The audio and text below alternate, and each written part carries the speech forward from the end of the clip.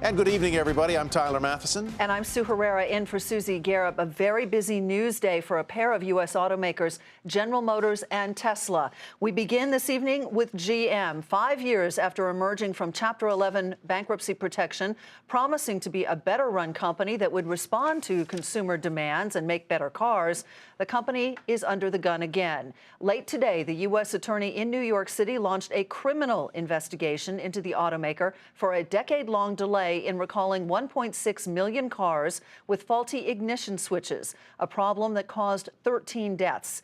That follows an announcement earlier today of a congressional committee investigation into what the automaker knew about that defect and why nothing was done about it, or even correcting that default until last month.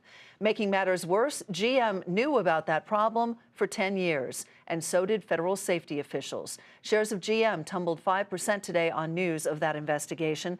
Phil LeBeau joins us now from Chicago with more on GM's mounting troubles over those ignition problems and what's being done about it at this point. Phil?